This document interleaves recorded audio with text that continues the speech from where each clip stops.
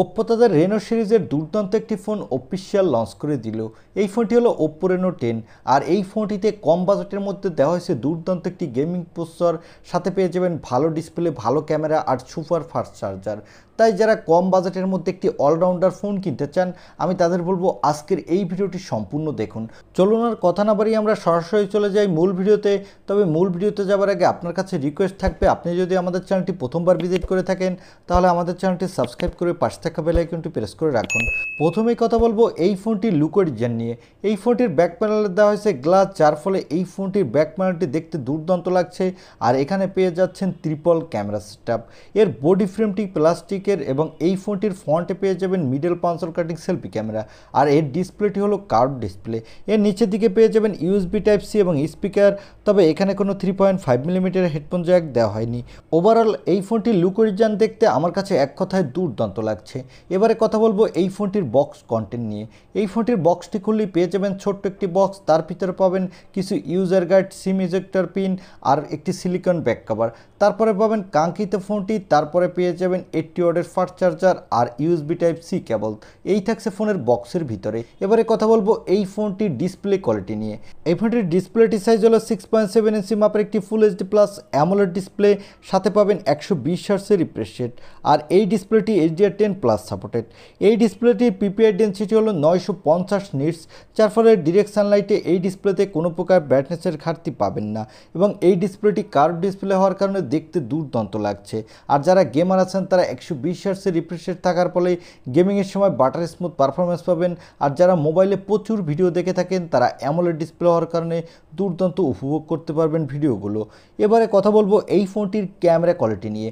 আগেই বলেছি এই ফোনটির ব্যাক সাইডে পেয়ে যাবেন ট্রিপল ক্যামেরা সেটআপ। এর প্রাইমারি লেন্সটি হলো 64 মেগাপিক্সেলের। তবে এখানে ওআইএস দেওয়া হয়নি। এখানে পেয়ে যাবেন 8 মেগাপিক্সেলের একটি আলট্রা ওয়াইড লেন্স আর 32 মেগাপিক্সেলের টেলিফোটো লেন্স। এই লেন্সটি দিয়ে আপনি 2x পর্যন্ত অপটিক্যাল জুম করতে পারবেন। এই ফোনটির ব্যাক ক্যামেরা দিয়ে আপনি 4K পর্যন্ত ভিডিও রেকর্ড করতে পারবেন, সাথে ভালো মানেরই ফটোগ্রাফি তুলতে পারবেন। তবে আমার কাছে মনে হয়েছে এখানে ওআইএস দেওয়া উচিত ছিল, তাহলে ভিডিওগ্রাফির সময় ভালো পারফরমেন্স পাওয়া যেত। আর এখানে সেলফির জন্য পেয়ে যাবেন 32 মেগাপিক্সেলের সেলফি ক্যামেরা।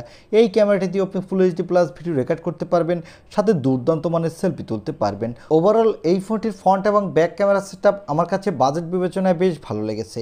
এবারে কথা বলবো এই ফোনটির অন্যতম একটি হাইলাইটের সেকশন এই ফোনটির প্রসেসর নিয়ে। এই ফোনটিতে প্রসেসরের জন্য থাকছে স্ন্যাপড্রাগনের 778G প্রসেসর। এই প্রসেসরটি 6 নানোমিটার আর্কিটেকে বিল্ড এবং এই প্রসেসরটি দিয়ে কিন্তু আপনি ভালো মাল্টিটাস্কিং করতে পারবেন, সাথে এখানে ভালো গেমিং এক্সপিরিয়েন্স পাবেন। এখানে PUBG, free fire, call of duty, Asphalt 9-এর মতো গেমগুলো আপনি ভালোই স্মুথলি প্লে করতে পারবেন। আর এই ফোনটিতে আউট অফ দ্য বক্স পেয়ে যাবেন অ্যান্ড্রয়েড 13। এর ব্যাকহ্যান্ডে পেয়ে যাবেন কালারওয়েস। এখানে সিকিউরিটির জন্য পাবেন ইন ডিসপ্লে অপটিক্যাল সেন্সর। আর ব্যাটারির জন্য পাবেন 4600 mAh একটি ব্যাটারি, সাথে পাবেন 18 ওয়াটের একটি ফাস্ট চার্জার। কোম্পানি ক্লেম করছে এই চার্জারটি দিয়ে আপনি 50% চার্জ 11 মিনিটেই করে নিতে পারবেন। আর এই ফোনটিতে কোনো extra dedicated microSD card slot থাকছে না। আর এই ফোনটিতে দেওয়া হয়েছে LPDDR4X RAM, সাথে দেওয়া হয়েছে UFS 2.2 স্টোরেজ। এই ফোনটি মার্কেটে আপনি দুটি র্যাম রাম ভেরিয়েন্টে পাবেন। এর বেস ভেরিয়েন্টটি হলো 8/128GB এবং টপ ভেরিয়েন্টটি হলো 8/256GB। এবারে জানিয়ে দিব এই ফোনটি কত দামে লঞ্চ হয়েছে এবং এই ফোনটি বাংলাদেশে কত দামে লঞ্চ হতে পারে। এই ফোনটি অলরেডি চায়নার মার্কেটে লঞ্চ হয়ে গেছে এবং এই ফোনটি চায়না টাকা কনভার্ট করলে ইন্ডিয়ান টাকায় দাঁড়ায় প্রায় 28,000 রুপির মতো। তবে এই ফোনটি বাংলাদেশের মার্কেটে অফিশিয়াল যখন লঞ্চ করবে এর দাম অনেক বেশি বেড়ে যাবে।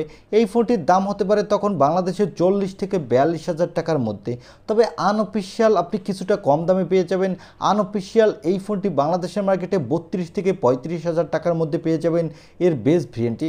আমার মনে হয় এই ফোনটি চাইলে আপনি আনঅফিশিয়াল কিনতে পারেন, কারণ এখন আর কোনো আনঅফিশিয়াল ফোন বন্ধ হবে না। আর আমরা সবসময় একটা বিষয় লক্ষ্য করে থাকি যে ওপ্পো তাদের ফোনগুলোর দাম অনেক বেশি রাখে অন্য দেশের মার্কেটের তুলনায় বাংলাদেশের মার্কেটে। এই ছিল Oppo Reno 10 5G এই ফোনটির ছোটোখাটো একটি রিভিউ। আই হোপ ভিডিওটি আপনার ভালো লেগেছে। আর ভিডিওটি যদি ভালোই লেগে থাকে তাহলে অবশ্যই একটি লাইক দিয়ে আমাদের চ্যানেলটি সাবস্ক্রাইব করে পাশে থাকা বেল আইকনটি প্রেস করে রাখুন। দেখা হবে নেক্সট ভিডিওতে। আজকের মতো আল্লাহ হাফেজ।